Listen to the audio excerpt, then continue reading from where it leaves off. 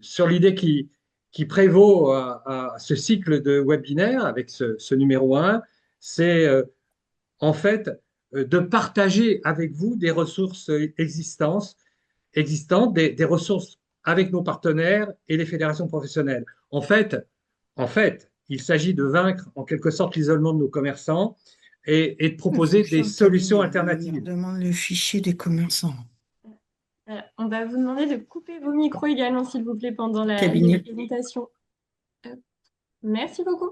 Alors, pour ce premier webinaire, on a la joie de compter trois partenaires qui comptent beaucoup pour la GNCP. CB avec Bénédicte Boudet-Coric, euh, Petit Commerce avec Maxime Bedon et la Fédération des épiciers de France avec Philippe Laja. En tout cas, merci à vous trois de participer à ce tout premier webinaire.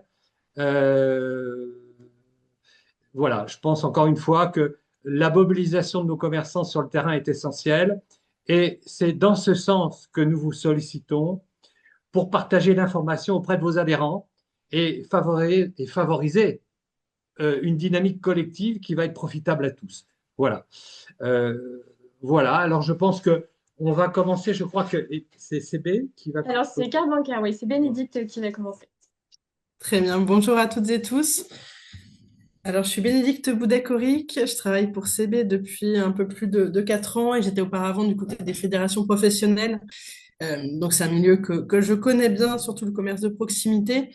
Et le but de ma présentation aujourd'hui, ravi d'être auprès de plusieurs de mes partenaires, puisque on a développé des partenariats depuis un petit peu plus d'un an.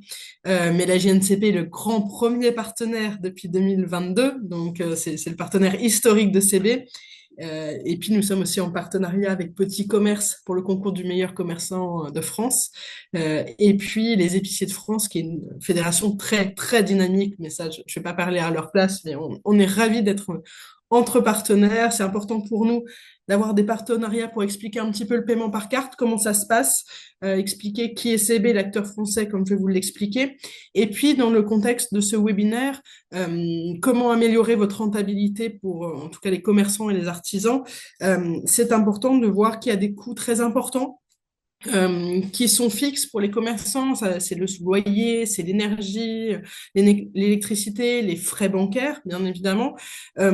Et tout ça n'est pas forcément très transparent parfois. C'est pas, vous n'êtes pas les commerçants ne sont pas tous comptables, ils ont plein de métiers à la fois, mais ils ne savent pas forcément à quoi correspondent ces commissions bancaires.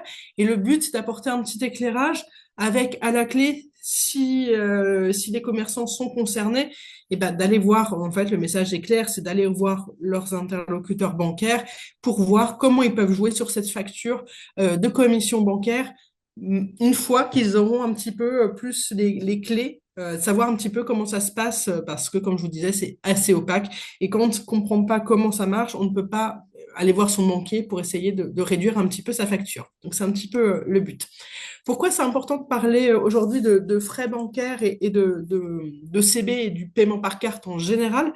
C'est qu'on a eu un véritable tournant l'année dernière, en 2024, avec maintenant la majorité des paiements qui se passent par carte dans les commerces. Avant, c'était les espèces. Vous voyez, en 2016, c'était quasiment 7 transactions sur 10 qui étaient réalisées en espèces. Et il y a eu véritablement, vous l'avez tous ressenti, un virage avec le Covid. Et aujourd'hui, les espèces, c'est finalement 4 transactions sur 10, puisque la carte, c'est 48%. Mais quand on prend le petit chiffre en violet, qui est les paiements mobiles, 4%, c'est également des paiements par carte. C'est juste la carte qui n'est pas physique, mais dématérialisée dans le téléphone. Et donc là, on en est à plus de 52%, sachant que le paiement mobile, et j'y reviendrai, c'était 4% en 2024, mais c'est plus de 15% aujourd'hui. Et la France est très particulière sur cet usage carte, puisque les pionnières. Évidemment, on avait inventé la carte à puce. C'est pas pour rien non plus qu'on a cet ancrage carte en France. C'est que CB est né en France et est prédominant en Europe. Mais par rapport à la moyenne européenne, on a 9 points de plus de paiement par carte. La carte, bien évidemment, reste plus ou moins majoritaire, mais il y a vraiment une diversité selon les pays. Et la France se distingue par rapport à cet usage carte très prédominant.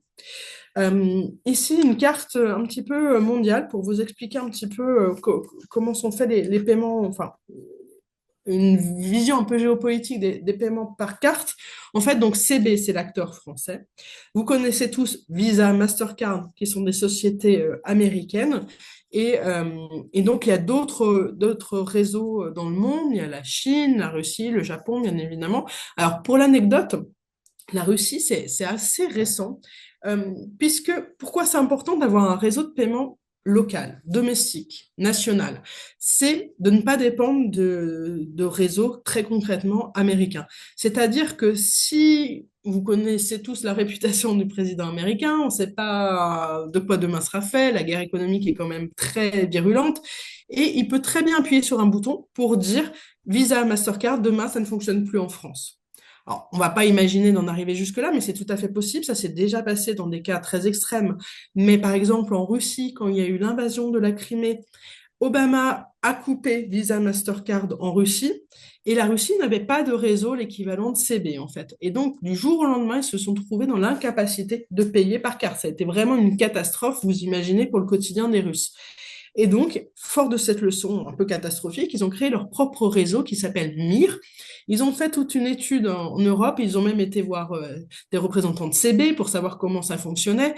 Et donc, Poutine a créé son propre réseau qui, pour l'anecdote, mais un peu triste et un peu fataliste, Poutine a prévu que ce réseau MIR fonctionnerait en Russie, mais également dans 6 autres pays. Du jour au lendemain, s'il veut, il peut activer MIR en Ukraine, en Biélorussie, en Géorgie, dans les pays baltes. Donc ça en dit un petit peu long sur la volonté de Poutine. On voit que finalement, ce qui va arriver demain n'est pas si neutre et que c'est déjà pensé dans sa tête. C'est pour la petite anecdote. Euh, mais conclusion, c'est que quand il y a eu l'invasion de l'Ukraine cette fois-ci, les Américains ont fait la même chose. Ils ont coupé Visa Mastercard, sauf que les Russes maintenant s'en fichent puisqu'ils ont leur propre réseau domestique. Donc sans en arriver jusque-là, on voit que c'est très important d'avoir son propre réseau souverain pour ne pas dépendre en fait d'un pays. Sauf que la stratégie mondiale de Visa Mastercard, c'est bien évidemment de faire disparaître en fait les réseaux locaux comme CB, puisqu'aujourd'hui on voit qu'au final 13 pays sur 22 ne disposent plus de réseau local. Il y avait même 9 pays qui en avaient encore, mais là c'est tombé à 6 en fait, puisque la stratégie c'est d'être tellement prédominant qu'une fois que le réseau local n'a plus assez de transactions, eh bien, en fait, il éclate et donc il y a une situation de duopole. Concrètement, c'est ce qui s'est passé en Grande-Bretagne, par exemple, où il y a eu l'éclatement de leur réseau suite aux Jeux Olympiques sponsorisés par Visa. Donc, vous voyez que c'est quand même pas anodin, tous ces paiements, c'est pas neutre. On fait l'acte d'achat, on voit pas tout ce qu'il y a derrière. Pour le commerçant, c'est quand même important parce que c'est le dernier acte qu'il a avec son client. Donc, CB, 2 lettres et un logo qui a changé en bleu, blanc, rouge. Donc, on a été créé en 1984 sous l'impulsion de Pierre Bérégovoy, quand il y avait encore des grands plans. C'était l'époque des grands plans, le plan industriel, le plan transport, le plan paiement. Et donc, on a été créé sous la forme d'un groupement d'intérêt économique. Nous ne sommes donc pas une société. Le but premier, c'était que peu importe la banque du commerçant, peu importe la banque du porteur, tout se passe en transparence et que le paiement soit très fluide. Historiquement, chaque carte de paiement avait 2 marques. La marque CB, puisque nous sommes franco-français pour toutes les consommations en France, nous ne fonctionnons pas à l'étranger, et la marque Visa Mastercard, pourquoi un Français va à l'étranger. C'était le but, sauf que là, on en est un petit peu sorti de ce modèle depuis une dizaine d'années. Oui, Renaud, vous avez une question? Je vois une main levée. C'est peut-être une erreur, on prendra les questions sinon tout à l'heure. Non, non, excusez-moi, vous m'entendez? Oui, tout à fait. Oui, alors je suis désolé parce que je suis en train de faire mes bûches en même temps. Attendez, alors je passe vraiment pour un boomer. Alors Alors, on a à la fin du webinaire une petite période pour les questions, si vous souhaitez peut-être les indiquer dans le chat ou échanger avec non, les intervenants. c'était juste une remarque. Les ordinateurs les plus puissants du monde, c'est pas pour l'IA et les chercheurs, c'est pour les CB. Les Mastercard, Visa et Mastercard ont les plus gros ordinateurs du monde, ont les meilleurs informaticiens, ont les systèmes les plus sécurisés, les plus puissants. Et les gens ne s'en rendent pas compte de l'intérêt stratégique d'avoir sa souveraineté numérique. Vous avez dit que les Russes se sont tous fait couper en 24 heures à cause de la guerre. Mais en fait, on ne se rend pas compte que c'est de la très haute technologie et c'est très exigeant et c'est très puissant. Et d'ailleurs, quand le président chinois est venu visiter les États-Unis, à la table, il y avait les GAFA, il y avait aussi le PDG de Visa et le PDG de Mastercard. Voilà, c'est juste pour préciser, on ne se rend pas compte de, et de l'intérêt stratégique et aussi de la technicité et de la complexité de faire des systèmes qui supportent, que j'ai vu que le groupement CB a fait un communiqué pour dire qu'il y a eu, pour le Black Friday, 52 millions de paiements. Exactement. Je crois que c'est ça. Voilà. Pour Faut ceux les qui s'intéressent supporter. par l'informatique, supporter 52 millions de paiements sécurisés où de l'argent circule, c'est extrêmement complexe. Voilà, j'ai juste précisé ça parce que souvent, les gens ne savent même pas comment ça marche en fait, une CB ou quelle est, ils ne s'en rendent vraiment pas compte. Voilà. C'est tout. Je ne dis pas Bah, plus. merci pour ce témoignage. En effet, il y a une grosse infrastructure derrière. En fait, on a l'impression que le paiement, ça se passe très bien, et c'est le cas. Mais derrière, c'est toute une logistique. On n'est que 100, nous, salariés chez CB, et les trois quarts sont dédiés justement à ce que les paiements se passent bien. Donc, très brièvement, notre écosystème, principalement les banques, des fédérations de commerçants dans une instance spécifique, le Conseil consultatif du commerce, mais on a d'autres partenariats, dont les interlocuteurs aujourd'hui à ce webinaire. Et puis, on a eu un changement aussi de logo. Avant, nous étions bleu et vert. Nous sommes passés en bleu, blanc, rouge depuis un peu plus de 2 ans, pour signifier le côté, bien évidemment, souverain. Quelques chiffres, et j'en viens après aux commissions bancaires. Donc, c'est quasiment 14 milliards de paiements l'année dernière, dont la moitié en sans contact. On est tellement puissant en Europe qu'on représente en fait 20% des paiements cartes en Europe, alors que nous sommes franco-français. Ça rejoint la première slide où je vous disais qu'on avait un taux important d'usage carte. Les avantages de CB pour les commerçants, c'est en ligne le taux de conversion le plus élevé, c'est-à-dire qu'il y a moins d'abandon panier, il y a plus de taux de conversion. Le taux de fraude le plus bas, puisque nous sommes 3 fois moins fraudés en fait que les réseaux Visa Mastercard. C'est un rapport de la Banque de France qui le dit. Et puis, surtout, et c'est l'objectif du webinaire, c'est le premier objectif, c'est le coût de transaction le plus attractif, puisque je vais prendre juste 30 secondes pour vous expliquer comment est fait une commission bancaire. Commission bancaire, elle a 3 piliers.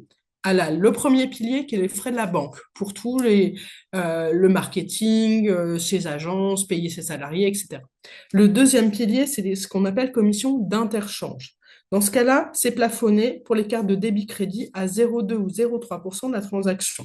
Ce n'est pas plafonné pour les cartes de paiement qui sont des cartes business, des cartes pro. C'est très important parce que là, c'est un coût très important pour les commerçants. On pourra y revenir lors des questions, mais c'est vraiment quelque chose qui explose et qui coûte très, très cher aux commerçants. Et le troisième pilier, c'est ce qu'on appelle scheme fees ou les frais de réseau, les frais de tuyaux, comme vous disiez Renaud, qui sont très, ça a un coût d'utiliser ces tuyaux, ces tuyaux donc Visa, Mastercard ou CB. Et sur cette partie-là, on est 10 fois moins cher que les frais de Visa et Mastercard. Nous sommes même à 0,0008 centimes de la transaction. Cependant, après, tout ce taux-là fait un package. C'est la banque qui va donner un taux à son commerçant et elle va souvent faire un taux globalisé entre Visa, Mastercard et CB. Moi, je vous dis que nous sommes 10 fois moins chers. Si la banque fait le même taux, vous pouvez aller voir auprès de votre banque pour dire, je sais que le réseau CB est moins cher, je veux plus de transparence sur mon relevé de bancaire et renégocier, si possible, ces commissions. Pourquoi c'est important? C'est parce que vous, commerçants, vous avez la main sur votre terminal de paiement pour savoir quelle est la marque que vous souhaitez privilégier. Ça peut être Visa, il n'y a pas de problème, ça peut être Mastercard. Si vous avez des intérêts financiers, comme je pense, à choisir CB et puis pour des questions un peu souveraines, vous pouvez le faire puisqu'en fait, depuis 2015, le règlement européen dit que le commerçant peut privilégier une marque de paiement, que ce soit en ligne pour les sites internet, en entourant, en cochant une marque présélectionnée ou sur le terminal de paiement. Et pour s'en assurer, en fait, vous pouvez appuyer sur la touche jaune de votre terminal de paiement pour voir quelle est la marque sélectionnée si vous avez une marque CB Visa ou CB Mastercard. Parce qu'un des autres problèmes, et je ne serai pas longue là-dessus, mais c'est qu'il y a de plus en plus de banques qui enlèvent le logo CB de leur carte. Et pour le commerçant, c'est pas du tout neutre parce que du coup, Revolut, N26, Nickel, BPCE pour les cartes premium sont que des Visa ou des Mastercard only, ce qui veut dire que le commerçant paye la commission de de Visa ou Mastercard. Ce n'est pas neutre sur la facture et c'est important que les commerçants s'en émeuvent un peu. C'est ce qu'ils ont fait dans une tribune en 2022. Les grands commerçants type Auchan, SNCF, etc. ont dit que ça leur coûtait très cher ces cartes monobadgées. La Banque de France s'est positionnée pour prendre la défense en fait de CB en disant on liste un petit peu ces établissements qui ne jouent pas le jeu. Ils sont en France, ils doivent avoir le logo CB. Voilà. Et puis, très brièvement, au niveau des tendances que vous pouvez observer dans les e-commerce, les nouvelles tendances, c'est le sans contact plus, donc c'est le paiement au-dessus de 50 € sans insertion de la carte, ou alors quand il y a un repli carte parce que on atteint le plafond, il n'y a pas besoin de réinsérer, juste de taper le code PIN, c'est pour un souci de fluidité. Le paiement mobile, comme je vous disais, qui atteint aujourd'hui plus de 15% des transactions. Et puis, un autre point en guise de conclusion, c'est ce qu'on appelle le soft POS. C'est quelque chose qui peut être intéressant pour les commerçants qui n'ont pas forcément beaucoup de transactions. C'est quand le téléphone du commerçant se transforme en terminal de paiement. C'est-à-dire qu'il n'y a pas de location à avoir comme un terminal classique. C'est à voir auprès de la banque.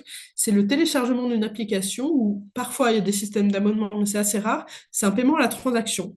Donc ça peut être des commissions bancaires qui sont un peu plus importantes, en effet, mais vous ne payez que quand vous avez une transaction. Donc si vous faites des livraisons, des foires, une vente de sapins ou des choses comme ça peut être quelque chose d'alternatif pour être sûr de ne pas passer à côté du consommateur qui n'a pas d'argent liquide sur lui et comme ça vous ne loupez pas la transaction.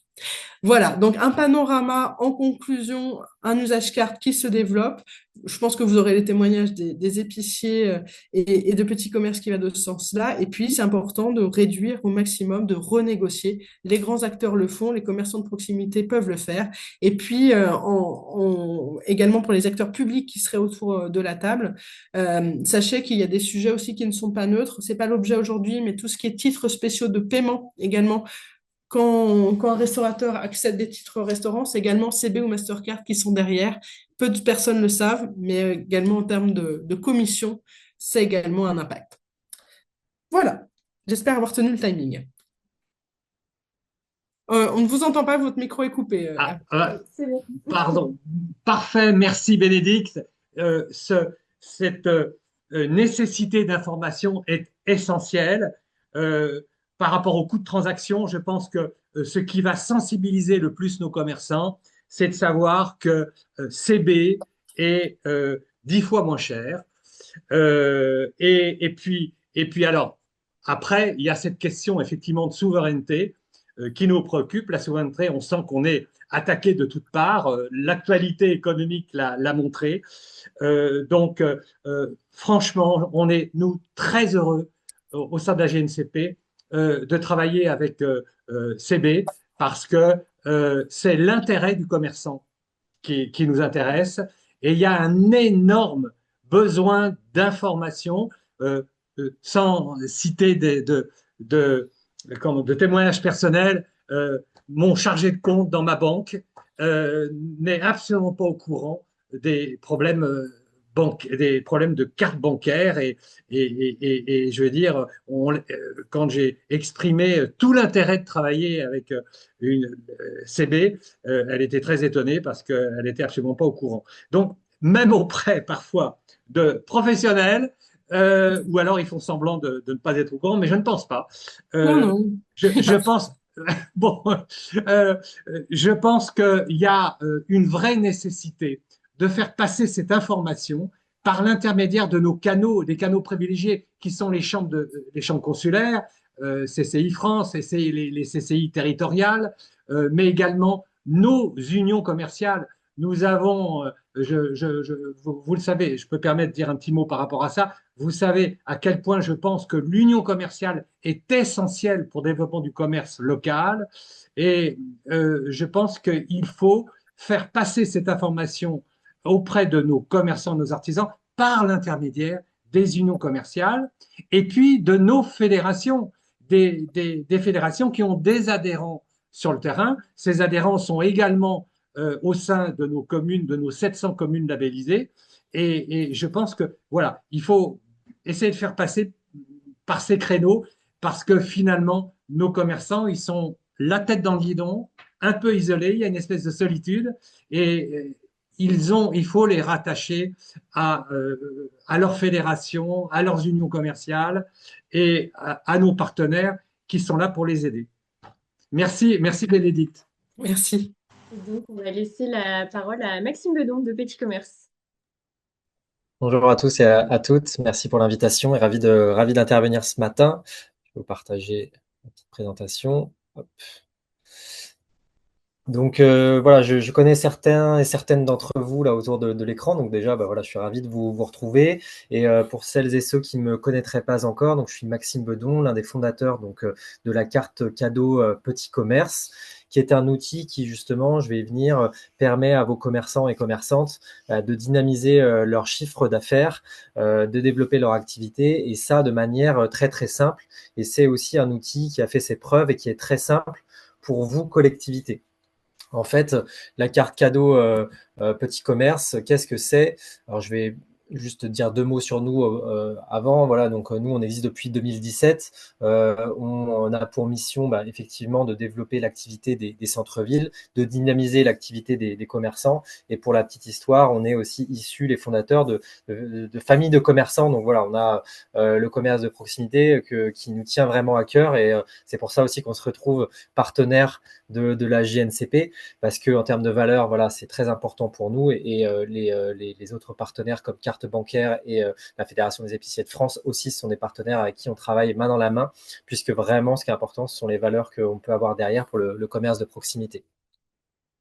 Concernant la carte cadeau locale, je pense que vous en avez peut-être tous et toutes entendu parler.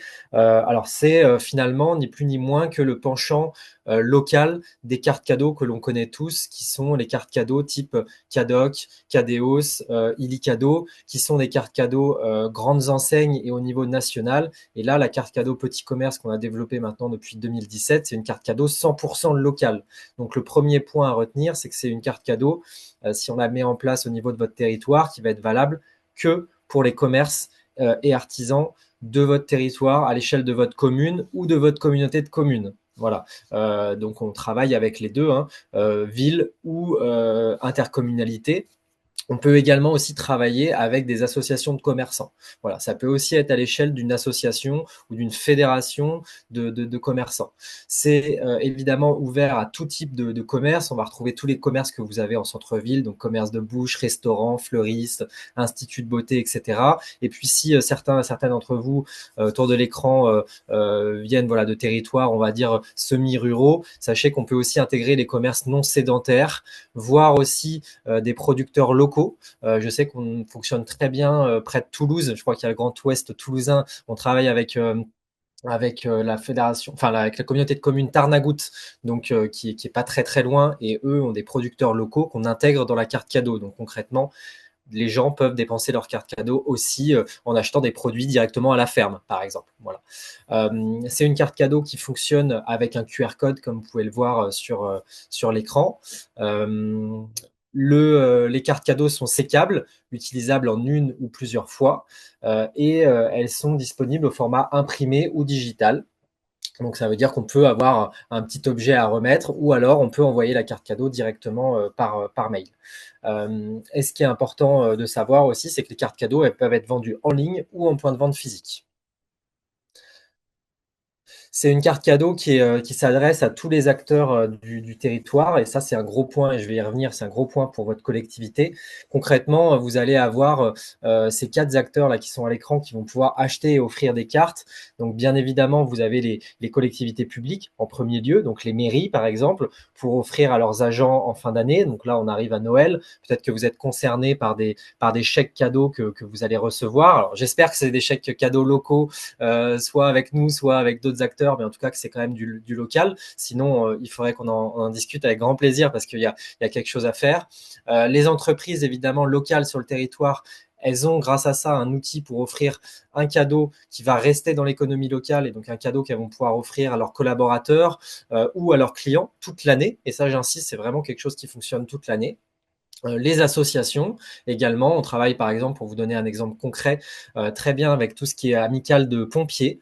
Voilà, et généralement, ça c'est des associations qui existent sur tous les territoires, et donc évidemment, qui sont très fortement implantés localement et qui ont envie de s'impliquer. Et puis, on va avoir les particuliers aussi. On a tous été confrontés un jour ou un autre de ne pas avoir d'idée de cadeaux. Et là, on peut offrir cette carte cadeau et laisser le choix à la personne qui la reçoit de la dépenser où elle le souhaite dans n'importe quel commerce du territoire concerné.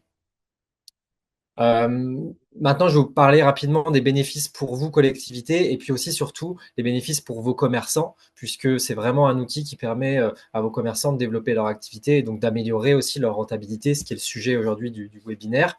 Les bénéfices d'abord pour la collectivité, on en cite principalement 3. Premier bénéfice, c'est que ça permet de relocaliser du chiffre d'affaires dans vos commerces locaux. Ça, c'est vraiment le premier point. Ça vous permet de limiter l'évasion commerciale et de faire en sorte que les cartes cadeaux vendues soient intégralement consommées sur le territoire, sur votre territoire. Deuxième avantage, c'est que ça va vous permettre de fédérer tous les acteurs économiques qui sont présents sur le territoire. Évidemment, les commerçants, mais aussi et surtout tous les acteurs qui vont acheter les cartes. Et c'est ceux que je vous ai cités juste avant, donc les collectivités, donc les mairies, les entreprises, les associations. Et ça va vous permettre d'avoir un projet vraiment fédérateur.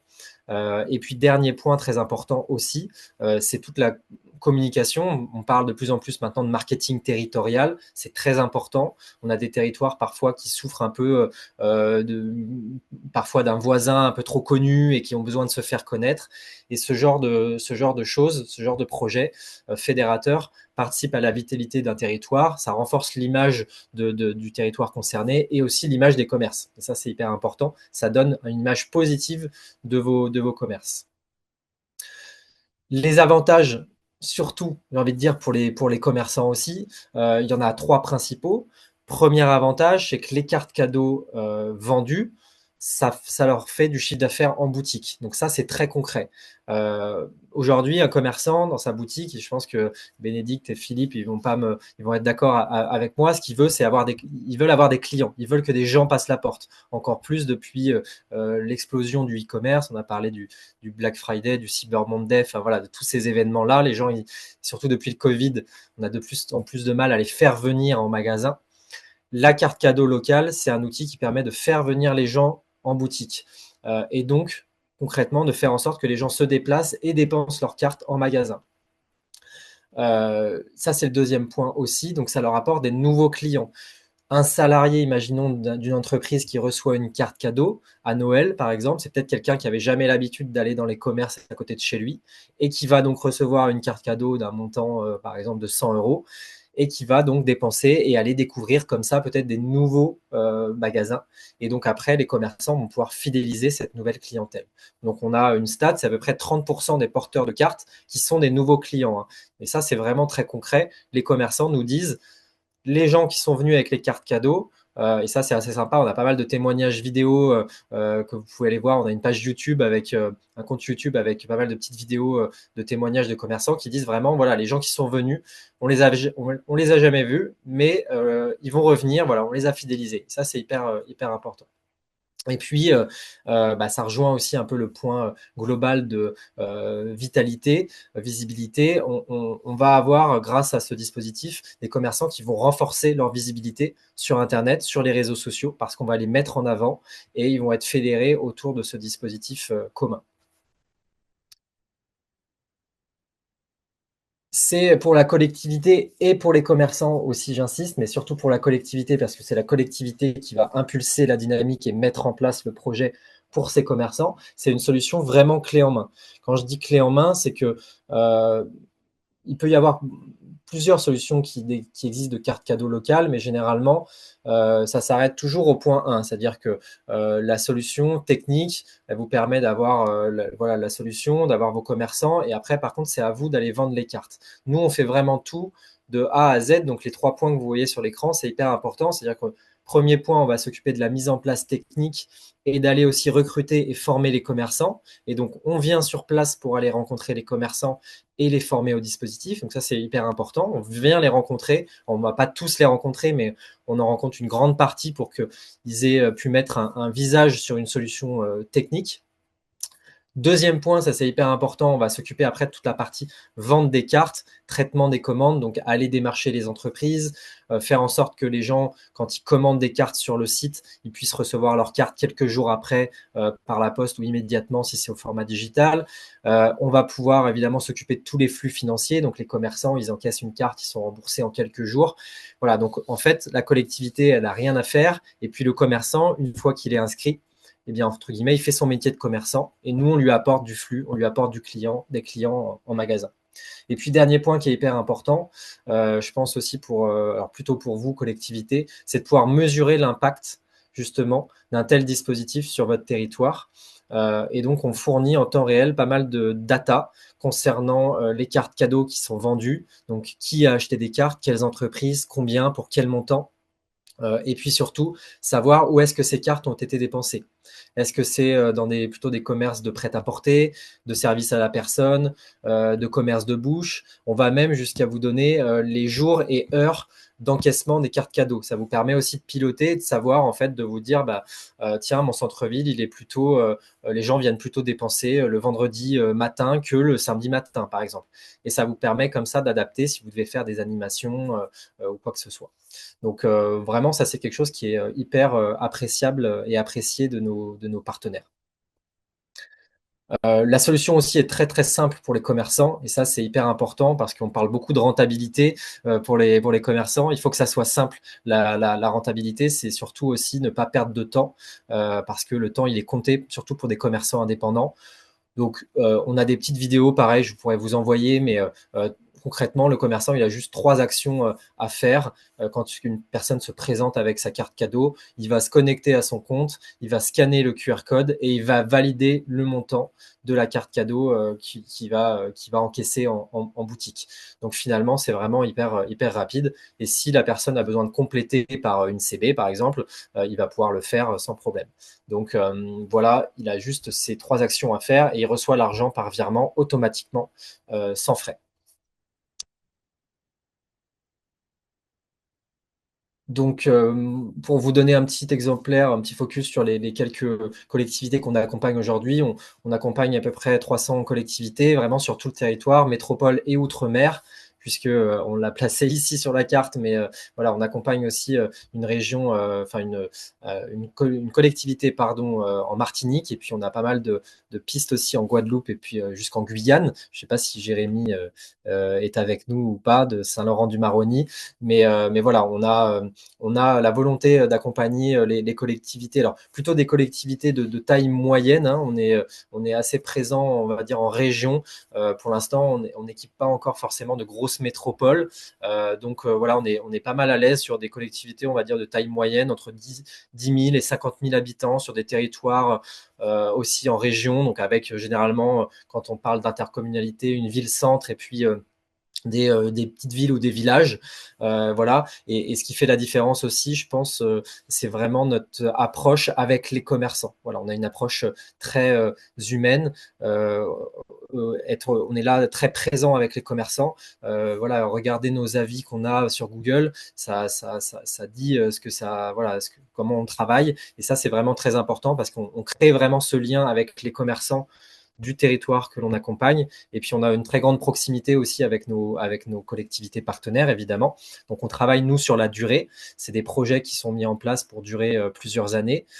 Et voilà, et l'impact derrière est très direct puisque de façon simple, ça vous permet d'apporter du chiffre d'affaires et de l'activité pour vos commerçants de proximité qui, eux, n'ont rien à faire. Je précise, hein, j'insiste bien, ils n'ont vraiment rien à faire dans ce genre de dispositif, simplement à s'inscrire au début et pouvoir derrière encaisser les cartes cadeaux qui vont être vendues sur le territoire.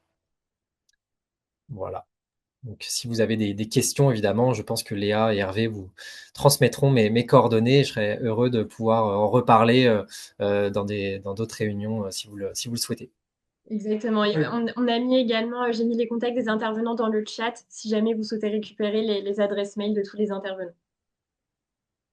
Merci beaucoup. Merci Maxime. Encore une fois, on voit tout ce que tu peux apporter à nos commerçants, du chiffre d'affaires, du flux, et tout cela avec une solution qui est clé en main, est simple. En fait, ça, j'en suis absolument convaincu après quelques années d'expérience, c'est que euh, nos commerçants sont réceptifs à condition que ça leur prenne pas trop de temps dans ce qu'on leur propose. Et franchement, à travers la carte cadeau, vous apportez cette solution, je me répète, comme tu as dit tout à l'heure, clé en main. Et puis, derrière, pour ceux qui savent les utiliser, il y a effectivement vos datas. C'est important de savoir qui commande, comment ils commandent, et voilà. Et je pense que, franchement, dans le catalogue des services que nous pouvons apporter à nos commerçants et à nos unions commerciales, vous êtes en très, très bonne place. Merci beaucoup. Et peut-être juste, je précise un point, puisque évidemment, beaucoup d'entre vous autour de l'écran là, organisent évidemment la JNCP. Je vous encourage à le faire pour 2026. Sachez que si vous voulez aussi tester la carte cadeau et offrir des cartes cadeaux locales à l'occasion de la JNCP, voilà, on fait vraiment une offre dédiée pour les territoires qui mettent en place la JNCP et qui veulent offrir des cartes cadeaux locales avec des frais de mise en place offerts. Donc, juste concrètement, vous allez pouvoir juste financer les cartes cadeaux et puis les frais de gestion, mais ça vous permet de tester aussi à petite échelle avant d'avoir des cartes cadeaux vendues toute l'année. Voilà, donc si jamais vous vous demandez et que chaque année vous essayez de faire gagner des lots, que c'est un peu compliqué, etc., ayez le réflexe de la carte cadeau locale et vraiment nous on peut vous accompagner pour le faire de manière ponctuelle d'abord à l'occasion de la JNCP et puis ensuite évidemment de manière pérenne toute l'année pour vendre ces cartes auprès des entreprises de votre territoire, des associations, de la mairie, etc. Voilà. Et c'est une Merci beaucoup. façon, Maxime, d'accéder aussi au numérique sans douleur, j'allais dire, Et oui. et d'en profiter toute l'année. Et n'en profiter pas simplement pendant la semaine de la journée nationale du commerce de proximité, mais toute l'année. Ben, c'est vrai qu'il y a beaucoup de commerçants, je fais un peu le parallèle, là, je rebondis sur ce que disait Bénédicte, carte bancaire, etc. Je pense il y a plusieurs années, les commerçants étaient encore réfractaires un petit peu, même à prendre les cartes bleues, hein, voilà. Et donc, on a vu que de plus en plus de commerçants se sont équipés parce que aussi c'était facile, etc. Et là, nous, on le voit aussi avec notre outil. Et donc, à force, les commerçants quand ils voient que c'est simple, eh ben, ils s'équipent. Et puis, quand ils voient que ça fonctionne aussi, ils s'équipent. Et donc, c'est la même chose qu'on observe pour les moyens de paiement en boutique. Voilà, donc c'est ça qui est intéressant aussi et de leur montrer qu'il y a des outils numériques qui peuvent leur apporter du business et des clients. Je pense que ça, c'est hyper important. On va laisser la Merci. parole à... Merci. Merci Merci, beaucoup. Maxime. On va laisser la parole à nos épiciers de France. Ah, alors, on n'a pas le son. Voilà. Ah, pas le son. Parfait. Alors, C'est à toi, Merci à Philippe. tous d'être présents. Voilà, est-ce que vous voyez mon écran? c'est en cours de chargement. C'est bon, on a l'écran. D'accord. Bonjour à tous. J'ai le plaisir de représenter la Fédération des épiciers de France, épiciers principalement et presque exclusivement indépendants ou indépendantes. On a des épicières nombreuses, c'est un métier féminin aussi. Et on a grand plaisir à être autour de la table, hein, puisque les acteurs qui viennent de s'exprimer et qui organisent sont des partenaires de longue date et avec qui on partage un ADN fort. On a le plaisir d'être membre du jury de la JNCP avec Hervé et Léa. On essaie en ce moment de pousser beaucoup le concours de la plus belle vitrine de Noël de Petit Commerce et CB nous fait le plaisir de nous inviter aux journées Fédération et paiement. Donc c'est un grand plaisir. Je vais avoir l'exercice assez périlleux, mais je sais que vous serez compatissant. Ma présentation est très tournée vers les commerces. Je sais qu'il y a une Hélène qui me fait plaisir d'être présente, qui est membre de la fédération jeune porteuse de projets, etc. Donc, je m'adresse à elle, mais je m'adresse à vous et j'essaierai, par rapport au support que je vais vous présenter, d'adapter ça de manière plus large également aux communes et aux communautés, et aux CCI et régions. Très rapidement, qui est la Fédération des épiciers de France? Le métier d'épicier existe depuis bien longtemps, de très belles lettres de noblesse depuis le Moyen Âge. Aujourd'hui, on en compte à peu près 25 000 épiciers indépendants partout en France, avec des modèles d'exercice assez différents, les ambulants, les épiciers ruraux, les épiciers urbains, soit de qualité, soit fin, enfin qualité de tous les jours, soit épicier fin, soit communautaire ou ethnique. Et donc, 25 000, par exemple, c'est un chouïa moins que le nombre de communes. Donc, ce qui est une des illustrations du fait qu'il n'y a pas un commerce dans toutes les communes, et c'est un vrai sujet sur lequel la fédération se consacre. Nous existons depuis le 19e siècle. On a la forme actuelle depuis 1947, comme beaucoup de fédérations professionnelles. Et depuis le 21e siècle, nous sommes une structure relativement agile, pilotée par des épiciers et des épicières au service d'épiciers et d'épicières. Là, ce qui peut intéresser et les épiciers et les communes, c'est que le fait d'adhérer à la fédération, ça permet aux commerçants de sortir de son isolement. Ça permet à des professionnels de se retrouver entre professionnels, de partager des bonnes pratiques, d'être systématiquement accompagnés sur beaucoup de sujets, juridiques, réglementaires, idées de sourcing, comparatifs. Et c'est également l'occasion d'atteindre un bouquet de services qu'on essaie d'enrichir régulièrement. Et les communautés, la communauté dans laquelle on est aujourd'hui, CB, Petit Commerce, JLCP, est une illustration. Voilà. Et comme notre métier évolue beaucoup, on est aussi organisme de formation. Et on a à cœur d'aider à la fois les porteurs de projets qui découvrent le métier, les former à toutes les facettes de notre métier, et puis ceux qui sont en exercice, de pouvoir un peu suivre les nouvelles tendances. Et on a une petite formation dédiée métier que par des professionnels. La thématique proposée, j'ai juste eu le temps, c'est de rajouter une petite photo. Initialement sur comment améliorer la rentabilité, à la fois chiffre d'affaires et coût. C'est un sujet sur lequel on a mené une table ronde lors de Gourmet Sélection, un des salons professionnels dont on est partenaire. Donc c'est effectivement un sujet au cœur des débats. 2022-2025 sont des années difficiles pour les commerces. Et donc nos fédérations sont aussi très pragmatiques et cherchent à aider nos adhérents et la communauté à identifier des sources de solidité et de modèles économiques stables. Sur la photo, ici, vous avez carte bancaire dignement représentée par M. Renan, le beau. Vous aviez également une personne expliquant le thème si vous n'arrivez pas à lire, c'est le thème de cette table ronde était moins de charges et plus de marge. C'était essentiellement centré sur les frais fixes et sur la capacité à mieux maîtriser ses coûts. Donc là, c'est comment maîtriser l'énergie, comment maîtriser bien renégocier son bail et comment avoir un comportement RSE qui permette non seulement d'être RSE, mais également de faire des économies. Et j'ai rajouté cette petite photo qui était la deuxième table ronde qu'on a menée, qui intéresse pas mal les communautés, parce qu'en fait, comme je le disais, le lien social que représentent les commerces, dont les épiciers, est fort. C'est un des combats de la fédération que d'être présent sur les territoires et d'aider les communautés de communes ou les communes rurales ou de quartier à essayer de renforcer leur tissu économique par les commerces. Autour de la table, vous avez l'ANCT ici, vous aviez Fonds Impact qui finance des réimplantations de commerce.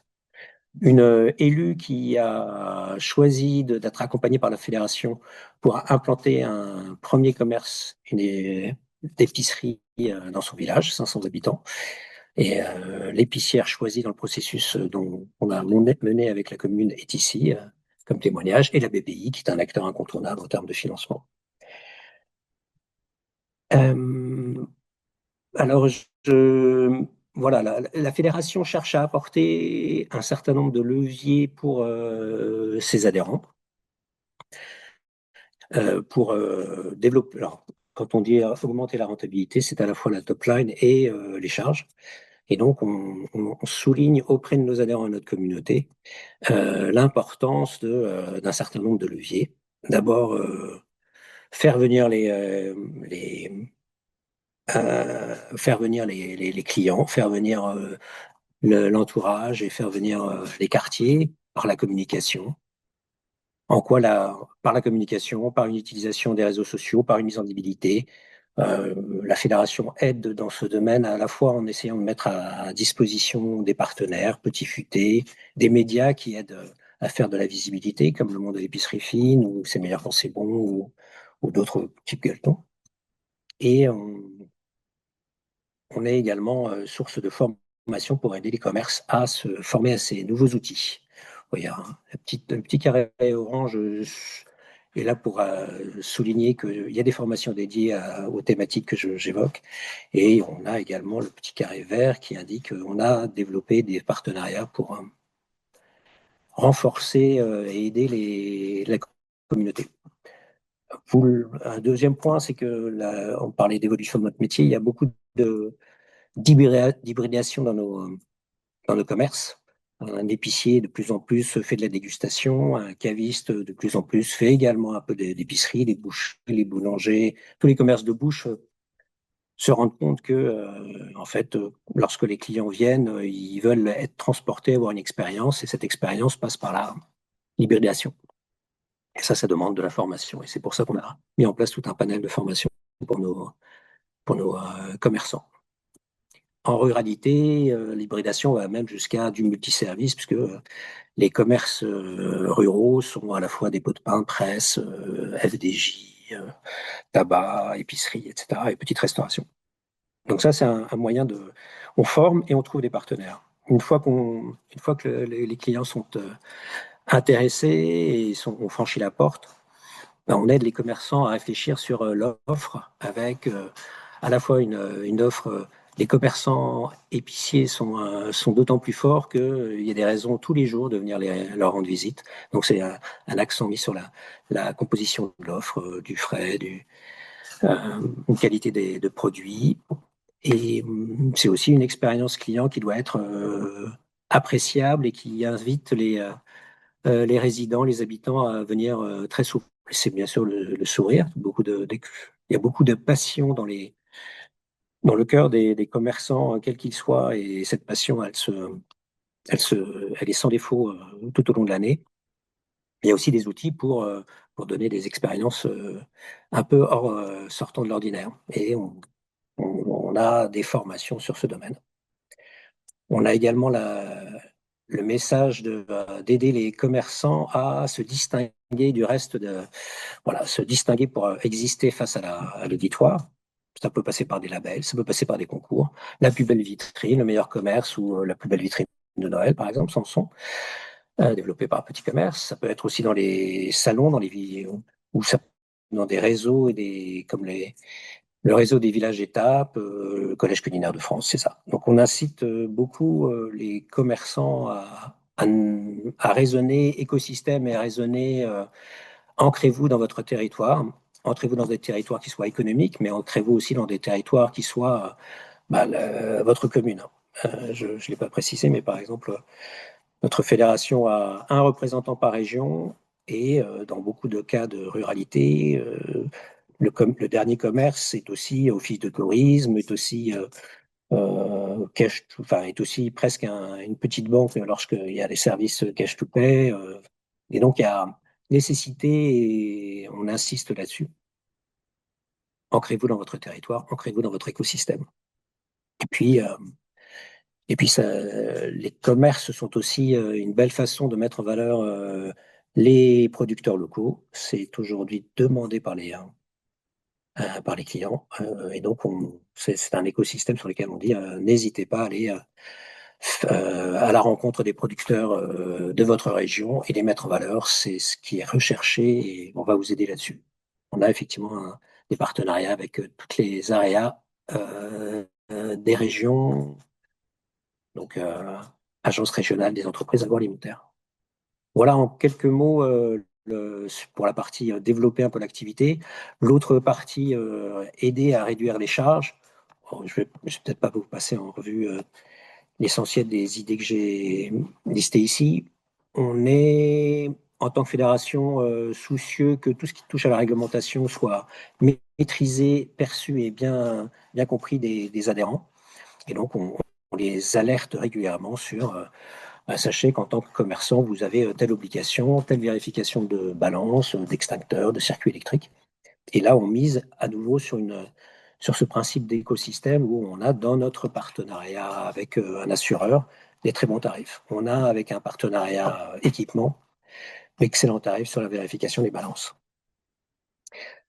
Un autre exemple est sur l'énergie ou les commissions bancaires. On fait intervenir sur le groupement carte bancaire pour nous expliquer l'intérêt de défendre les couleurs tricolores dans notre système de paiement.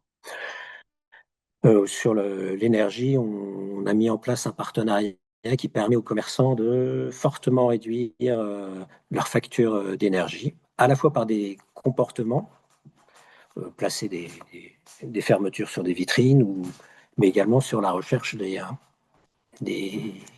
énergéticiens les plus compétitifs en ce moment. Voilà.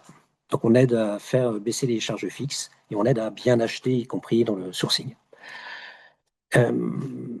En fait, en quoi ça peut intéresser également les communautés de communes ou voilà, l'ancrage territorial? En fait, des épiciers proches de leur fédération qui ont tout un panel de services, en fait, ils sont mieux informés, mieux formés. Ils ont des outils à disposition. Ils ont des benchmarks aussi pour se poser des bonnes questions.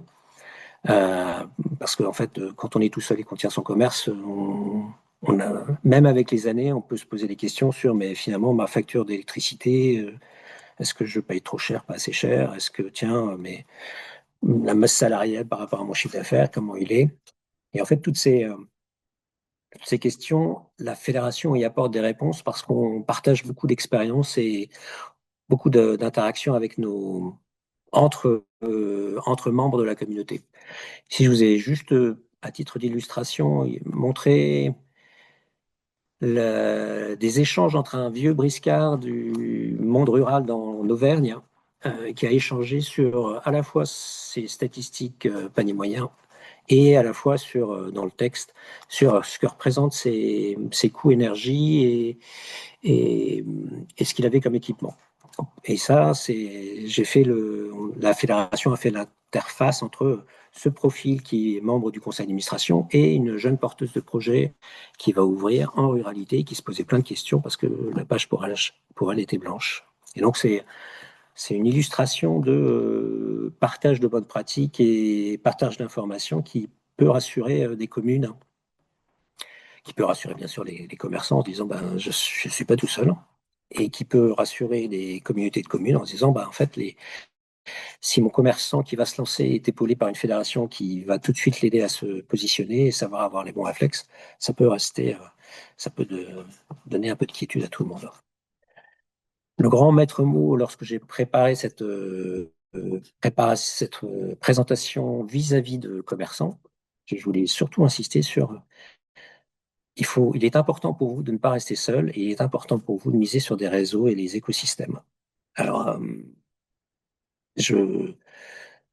on le voit à deux endroits, en fait. On le voit ici, l'écosystème communautaire dans lequel on est, immergé, la GNCP, petit commerce, les écosystèmes des producteurs et de ce qu'une communauté de fédération peut mettre à l'œuvre.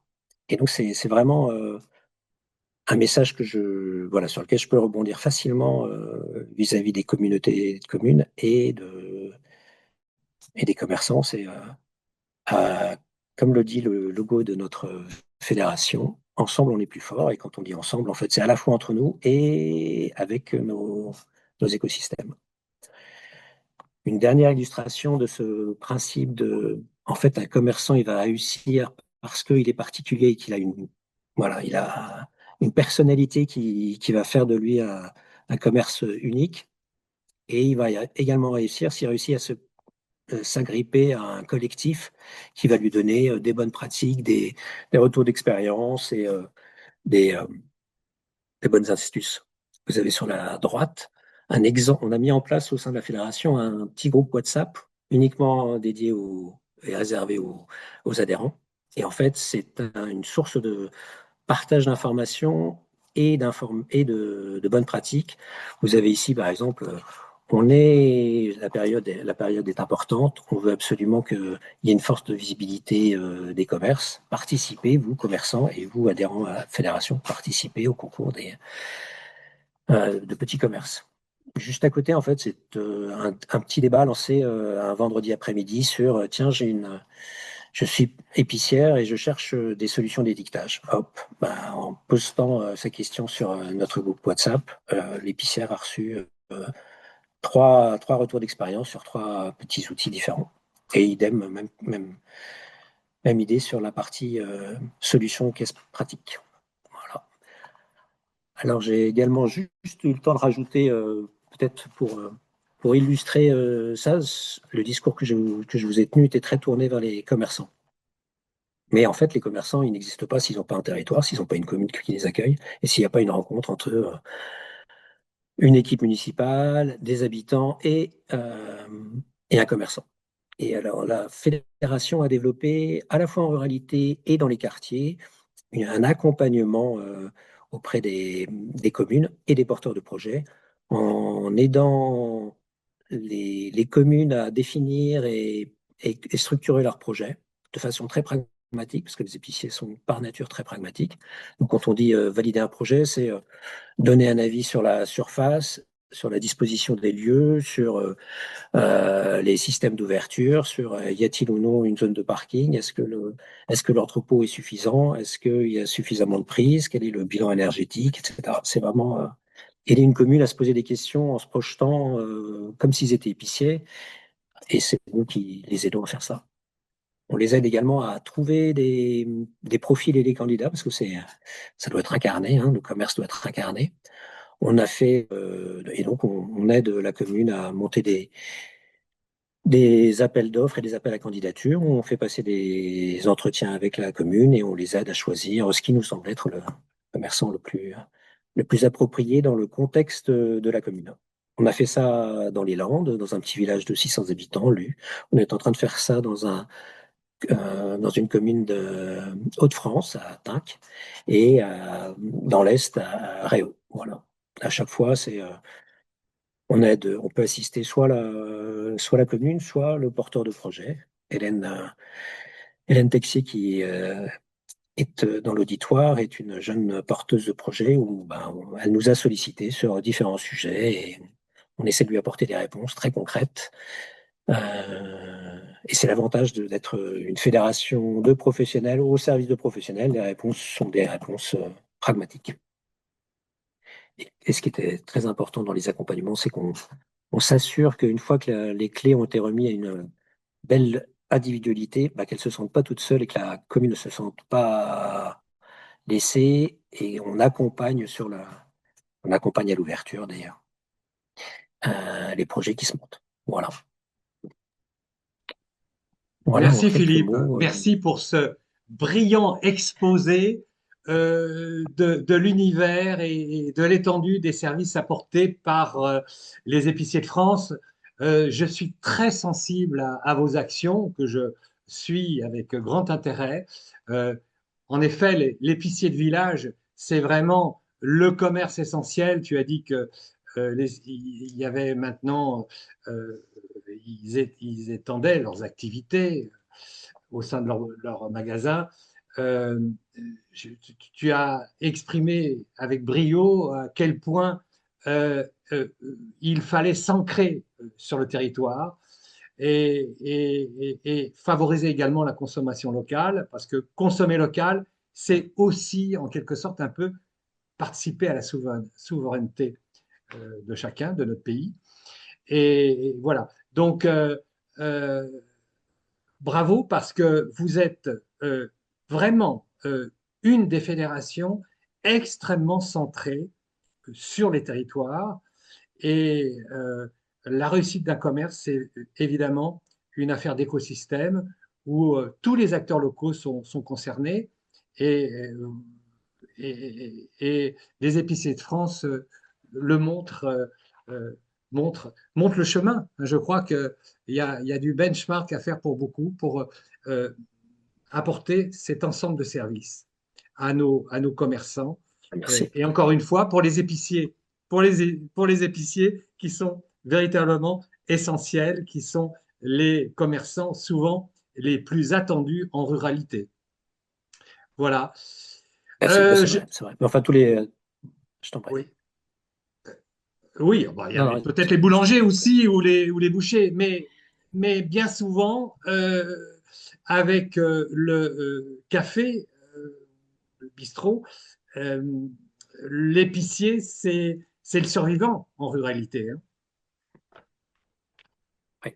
Voilà. Bah, les commerces sont souvent multi, comme on le Oui, disait comme tu précédemment. dis. Ils sont, Oui, maintenant, oui. c'est un bureau de presse qui fait d'épicerie ou une épicerie qui fait bistrot ou c'est un bistrot qui fait JDC ou c'est Exactement, exactement. une poste et bureau et gaz.